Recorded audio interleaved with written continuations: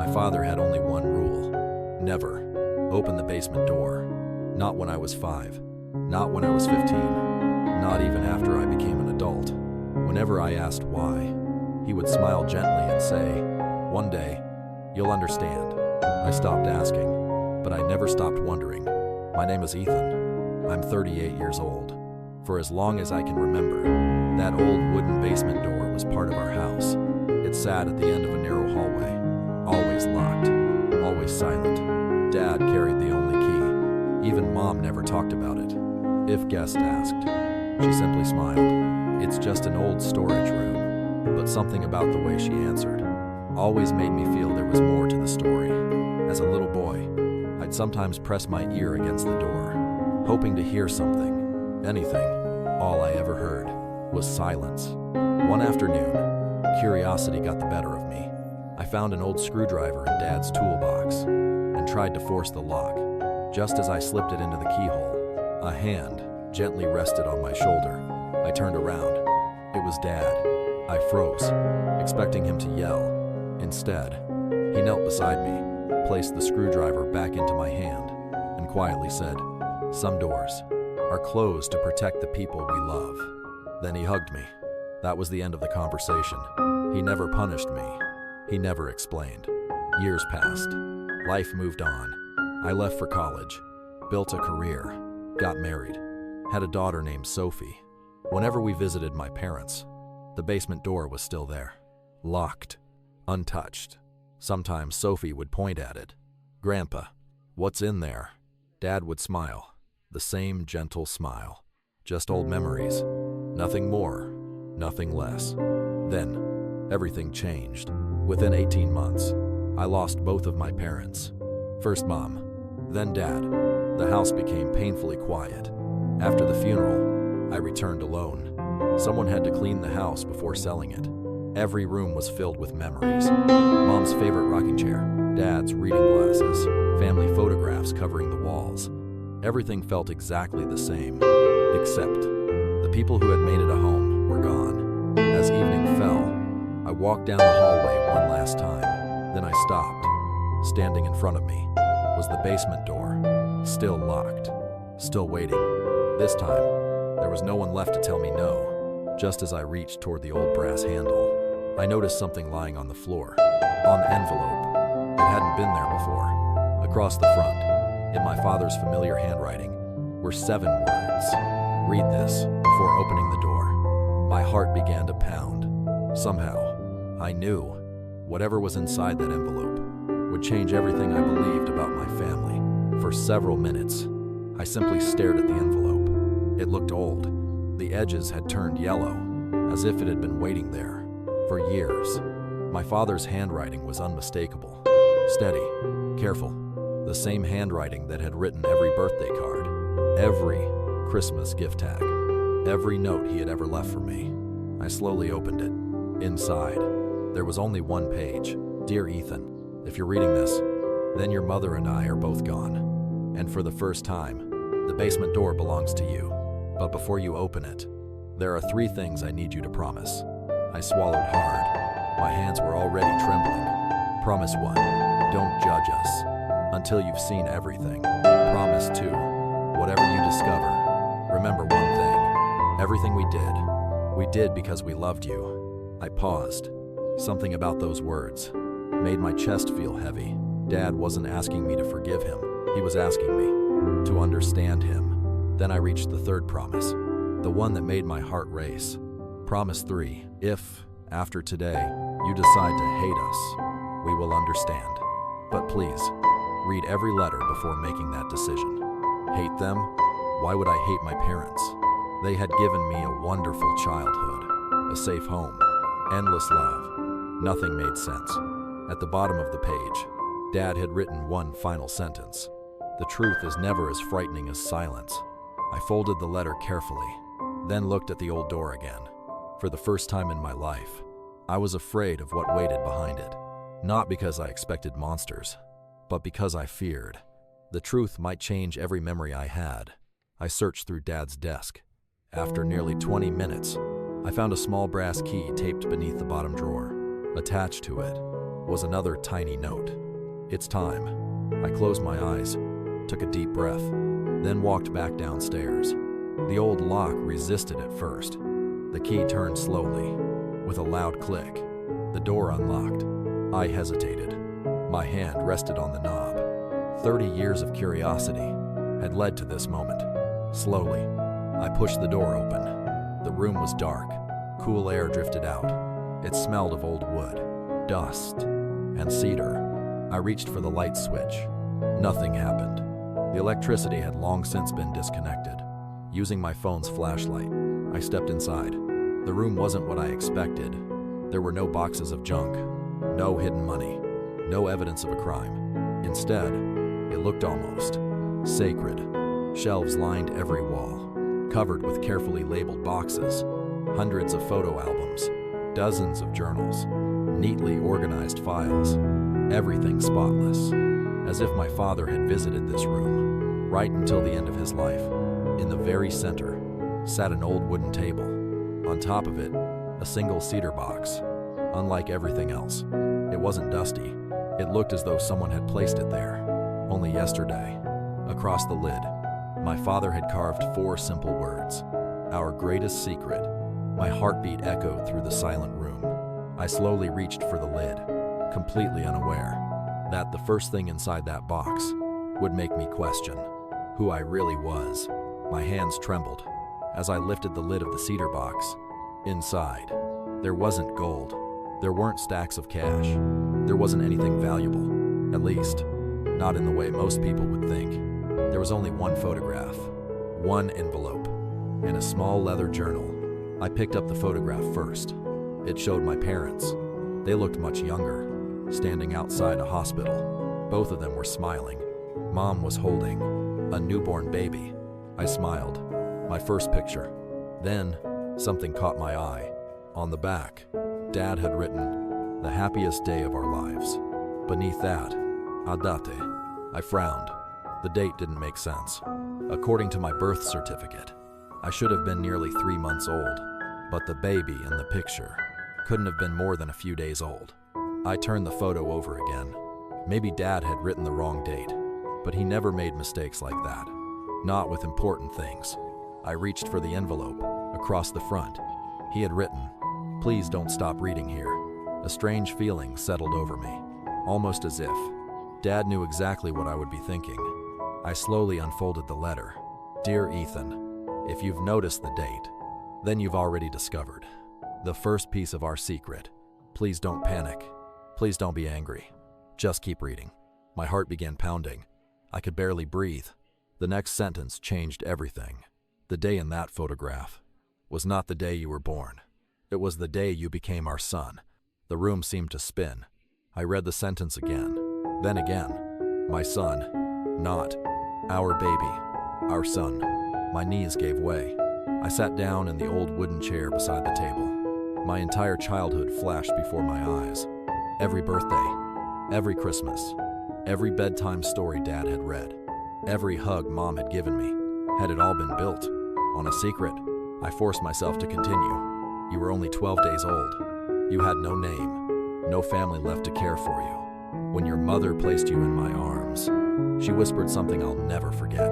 He's ours now." And from that moment, you truly were, not because of blood, but because of love. The tears began to fall, not because I felt betrayed, because I suddenly understood why my parents had always loved me.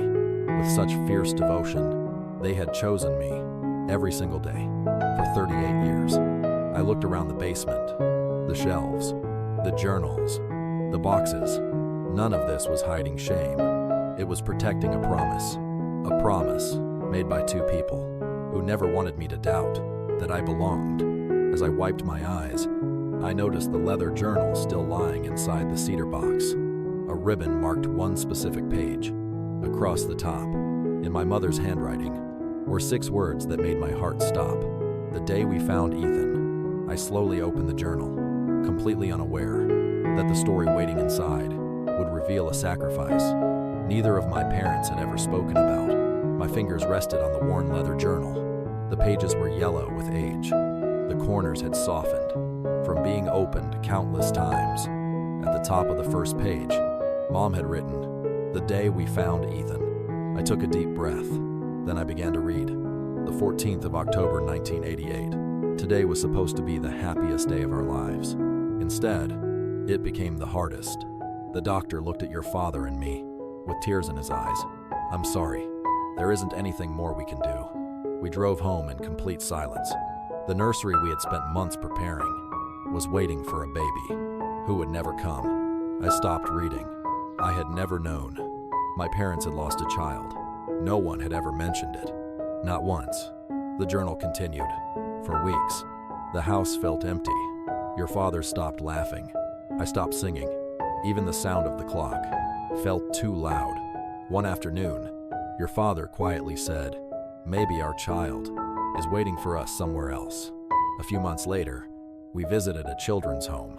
Not because we were ready, but because we wanted to help. I remember hearing a tiny cry coming from the nursery. Your father walked over first. Then he picked you up. You stopped crying immediately. He looked at me, with tears streaming down his face, and whispered, "I think he's been waiting for us." I wiped my eyes. I could almost picture the moment.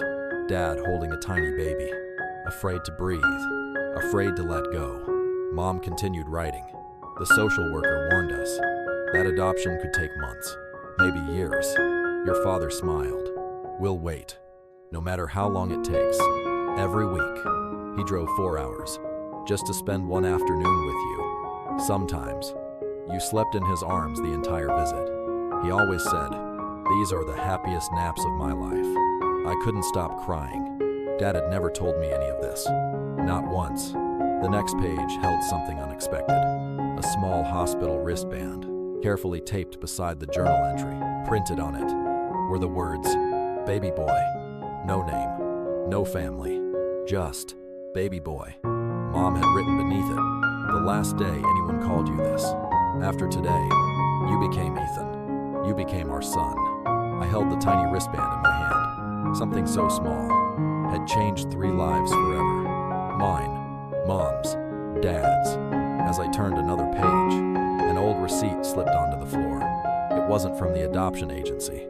It was from a bank. Attached to it, Dad had written a short note, "Worth every penny." I frowned. The amount on the receipt was nearly everything my parents had in savings. Suddenly, I realized there was another story. One they had never told me. How much they had sacrificed just to bring me home.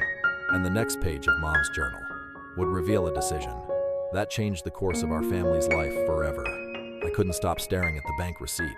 The amount was almost everything my parents owned. At the bottom, Dad had written only 4 words, "Worth every penny." I turned the receipt over. There was another note, in Mom's handwriting. "Your father never told anyone where the money went." My heart sank. I opened the journal again. The next entry was dated only 3 days after the adoption became official. "Today we brought Ethan home. People keep congratulating us. They think everything worked out perfectly. They don't know what your father quietly gave up." I swallowed hard. The journal continued. "Your father had dreamed of opening his own furniture workshop. For 12 years, he saved every extra dollar, every overtime shift, every weekend job, every birthday bonus. He carried the blueprints in his wallet. He used to look at them every night before bed. He believed one day he would build beautiful things with his own hands. Then came your adoption, the legal fees, the travel, the paperwork, the medical expenses. It was more than we expected, much more." One evening, your father sat at the kitchen table. He opened the old metal box where he kept his savings. Then he quietly said, "I know what this money was meant for." He smiled, but dreams can change. The next morning, he emptied the entire account, every dollar. Not for a business, not for himself, for me, for our family, for you. I lowered the journal. Tears rolled onto the page. All my life, I had admired successful entrepreneurs, never realizing the greatest builder I had ever known was my own father. He hadn't built a workshop. He had built a family. The journal continued. I asked him once, "Do you regret it?" He looked at you, sleeping peacefully in your crib. Then he laughed. "I didn't lose my dream. I just changed it." My dream has blue eyes now. I covered my mouth. I remembered those blueprints. As a little boy, I used to find folded papers in Dad's desk. Whenever I asked what they were, he'd smile. Just an old idea. I never knew. That old idea had been his life's ambition. Inside the cedar box, I found something rolled up with a faded ribbon. The blueprints, still perfectly preserved. Across the first page, Dad had written, "The workshop I never built." Then below it, in smaller handwriting, "Because I chose someone better." I couldn't hold back my tears. As I carefully rolled the blueprints closed, a tiny key fell onto the wooden table. Attached to it was a label, Locker 214, Union Bank. Beneath it, Dad had written one final note. "If you've come this far, there's one more truth waiting for you." I stared at the key. Whatever was inside that bank locker had remained untouched for more than 30 years. And somehow, I knew it wasn't money my father had left behind. It was the final piece of the greatest secret our family had ever kept. I couldn't stop looking at the tiny brass key, Locker 214, for more than 30 years.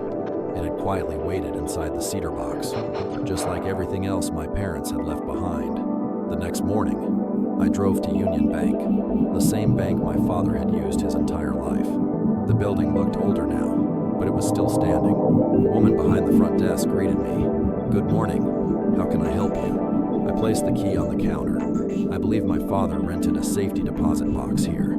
She examined the key, then looked up at me. "May I have his name?" "Richard Hayes." She typed for several moments. Then her expression changed. "I've been wondering if someone would ever come." I frowned. "What do you mean?" She smiled gently.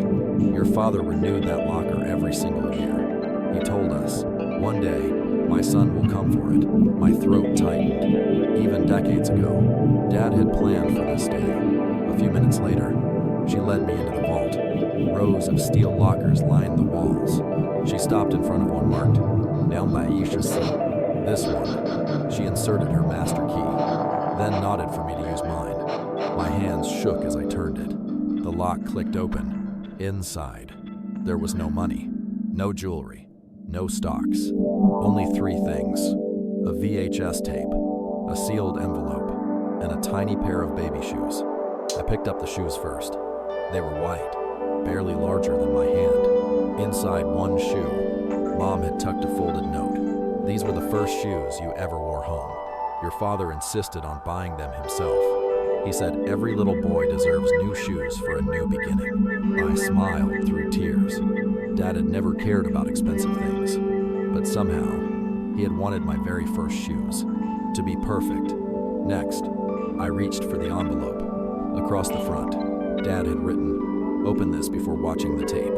I carefully unfolded the letter. "Dear Ethan, if you've reached this point, then you've learned how you became our son. But there is one question.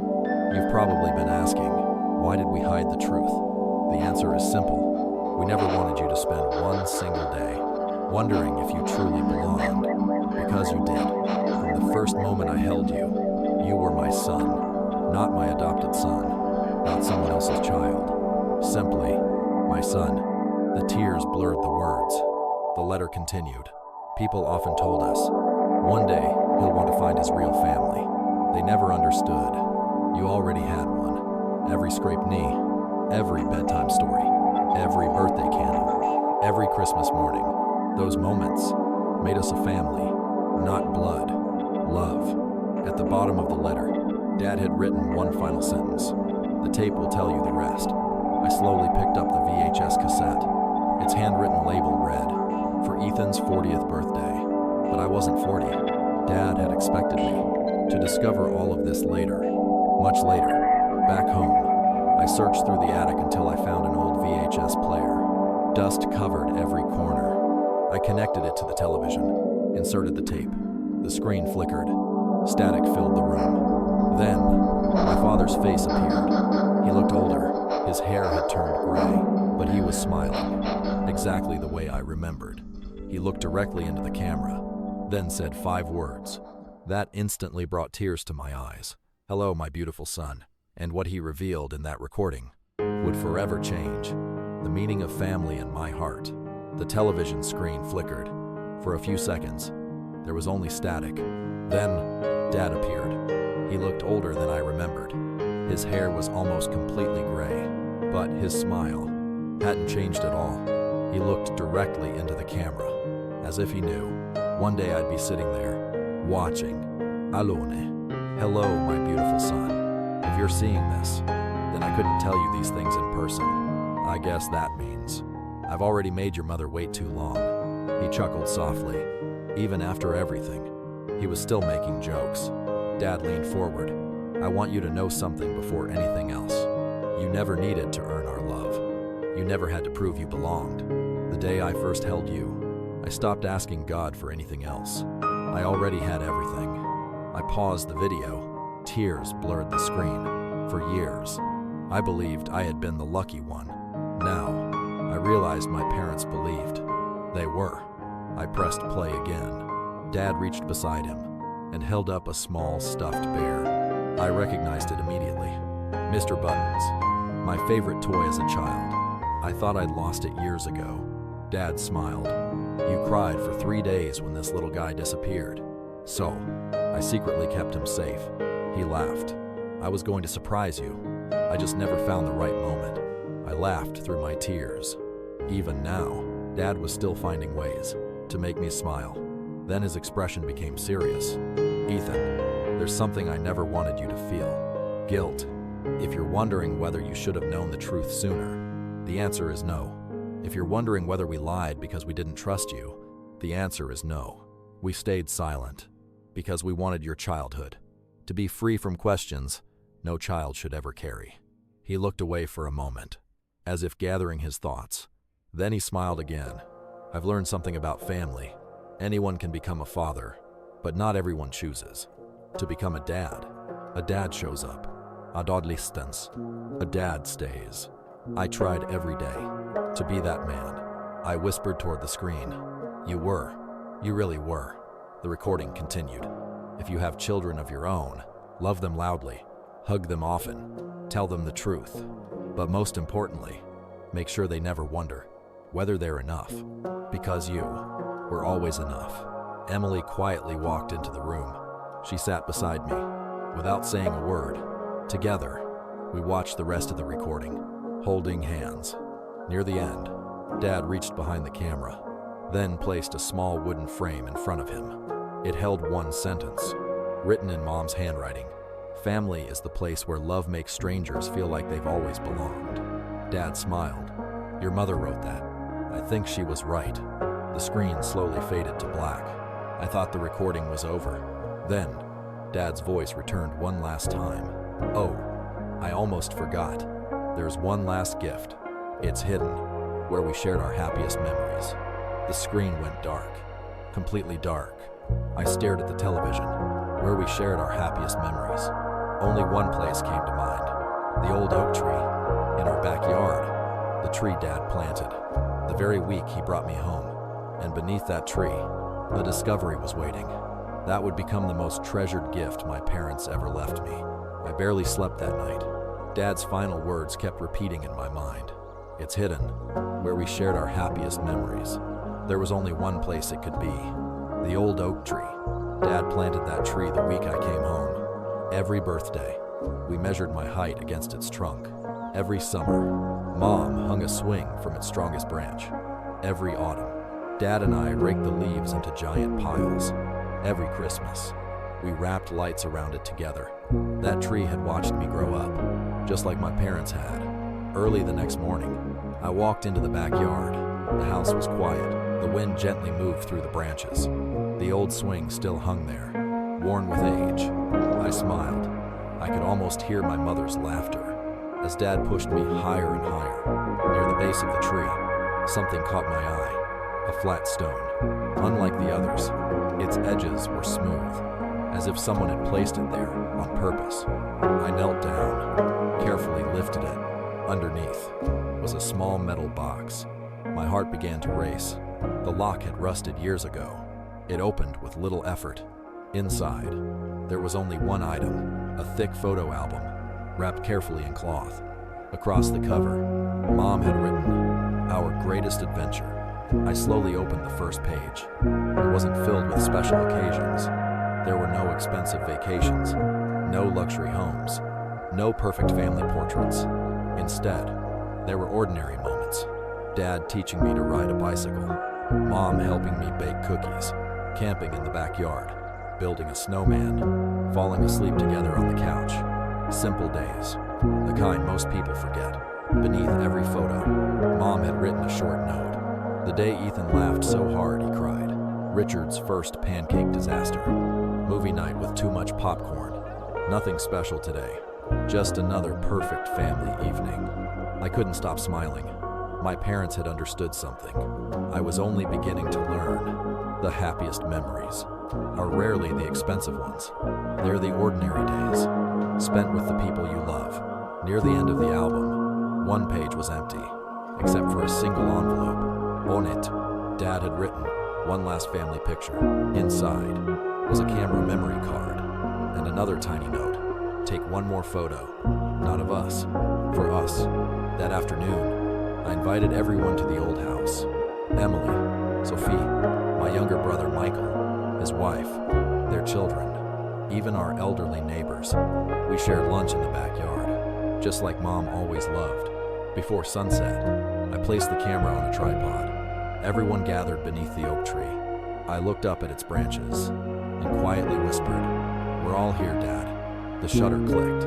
For one brief moment, it felt as if my parents were standing beside us, smiling, exactly as they always had. Later that evening, as I returned the photo album to its cloth cover, something slipped from the back page, a folded document. Unlike the letters, unlike the journal, this one carried an official seal. At the top were the words, "To be opened only after my son learns the truth." My heartbeat quickened.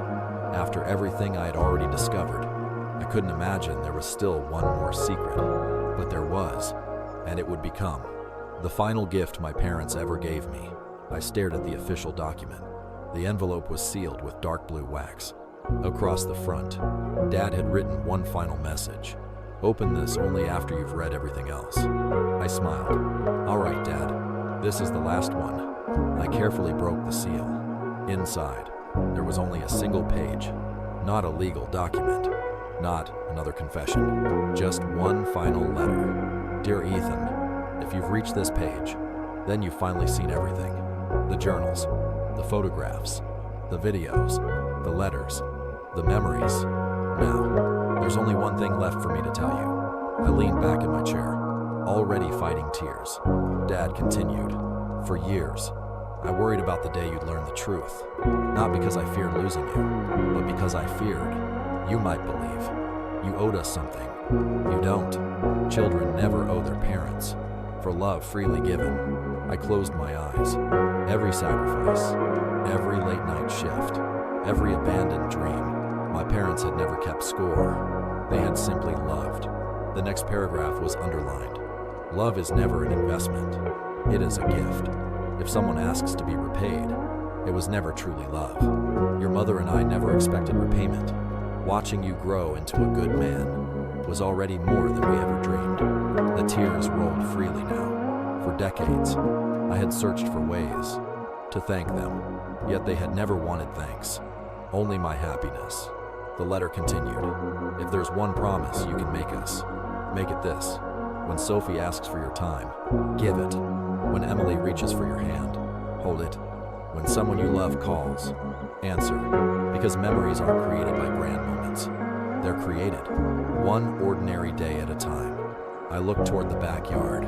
The old oak tree swayed gently in the breeze. Dad had been right. Our happiest memories had never happened because life was perfect. They happened because we were together. At the very bottom of the letter, Mom had added one final sentence in her own handwriting. "Family isn't the people who give you life. Family is the people who spend their lives loving you." I pressed the letter against my chest and quietly whispered, "Thank you, Mom. Thank you, Dad, for choosing me." That evening, I nailed a small wooden plaque to the old oak tree. It read, "Our greatest adventure." Exactly as Mom had written in the photo album. I decided not to sell the house. Instead, we restored it. Every summer, our entire family gathers there. The children run through the yard. The adults share old stories. And before dinner, we always visit the basement, not because it hides a secret, but because it reminds us that the greatest treasures in life are often the ones built quietly, with love. Sometimes, people ask me if I ever searched for my biological family. I always give the same answer. I already found them. They were the two people who stayed awake when I was sick, who celebrated every victory, who comforted every failure, who loved me without ever asking for anything in return. Blood may begin a life, but love creates a family.